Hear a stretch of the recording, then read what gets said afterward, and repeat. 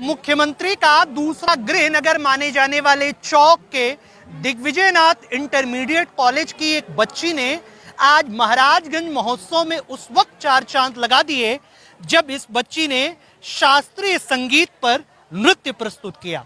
शास्त्रीय संगीत जिसको आज दुनिया भूलती जा रही है, पॉप संगीत, रैप संगीत और नॉर्मल म्यूजिक आज आम बात हो गई है। क्या नाम है बेटा? अंकिता चौधरी। अंकिता चौधरी। कितना कोऑपरेशन मिल पाता है स्कूल का और घर का ये सारे कार्यक्रम तैयार करने में?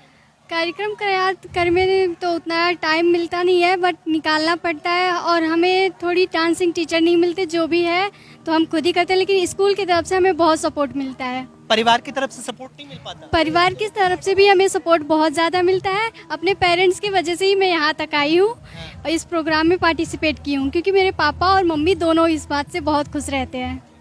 अच्छा ये बताइए बेटा, आगे चल के आपका लक्ष्य क्या है?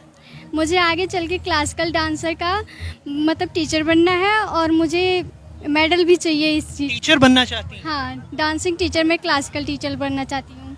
उस विद्यालय की मैडम है, बात करते हैं। क्या नाम है मैम? पूनम सिंह। पूनम सिंह। पूनम जी, कितना आसान रह पाता है बच्चियों को, जब आजकल लोग खासकर बेटों की शिक्षा पर बहुत ज़्यादा फोकस करते हैं, बेटों की शिक्षा को बहुत ज़्यादा तवज्जो देते हैं, उसमें बेटियों को यहाँ तक मंच तक ले आना कितना मुश्किल, कितना आसान? काफ़ी मुश्किल होता है, क्योंकि चौक जो है एक बहुत ग्रामीण अंचल है और वहाँ से बच्चों को शहर में लाना, गार्जियन को समझा पाना, ये बहुत मुश्किल काम है। लेकिन फिर भी उसमें हम लोग बहुत आगे बढ़ चढ़ कर के हिस्सा ले रहे हैं। अभी कला महोत्सव में हमारी बच्चियाँ ने, यही अंकिता ने जिले लेवल पर पहला स्थान पाई है, तो मुझे मंडल पे जा रही है। तो और बहुत सारी बच्चियां हमारी अभी है, बगल में झांसी की रानी का पूरा एक्ट अभी दिए हैं लोगों ने। तो हम लोग बच्चों को बुलाते हैं और उस पर बहुत मेहनत करते हैं और चाहते हैं कि बच्चे आगे बढ़ें, जिससे मेरे विद्यालय। शास्त्रीय संगीत ही क्यों?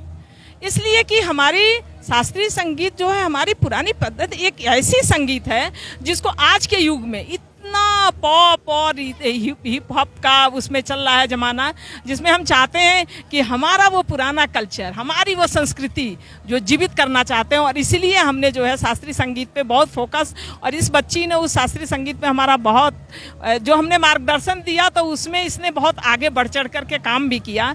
इसलिए काम तो, मेहनत तो इसने किया, हमने चाहा और इसने मेहनत किया, तो बहुत अच्छा लगा। क्योंकि हम हमेशा, मेरी ये सोच होती है कि इस भारत की मिट्टी से जो खुशबू सौंधी आती है, उस खुशबू की सौंधापन को हम कैसे बरकरार रख सकते हैं। हमारी अपनी जो भोजपुरी भाषा है, जो हमारी शास्त्रीय संगीत है, जो हमारी अपनी कलाएं हैं, उन कलाओं में हमारे बच्चे आगे आए, तो इसलिए हम इस शास्त्रीय संगीत को ज़्यादा तवज्जो देकर के हमने प्रस्तुति कराया है। दिग्विजयनाथ इंटरमीडिएट कॉलेज की इन कोशिशों को कितने पर लग पाते हैं, यह तो आने वाला वक्त बताएगा। फिलहाल महाराजगंज महोत्सव में इस बच्ची की प्रतिभा ने सबका दिल जीत लिया। चाहती हूँ, कहा जाता है कि भारत की रीढ़ की हड्डी संस्कृति है उनकी, इसकी वजह से मैं क्लासिकल डांस को ही फोकस करना चाहती हूँ और इसी को आगे बढ़ाना चाहती हूँ। क्योंकि अगर भारत से संस्कृति विलुप्त हो जाएगी तो ये भारत देश कैसा, जहाँ से इसकी संस्कृति ही ना रहे।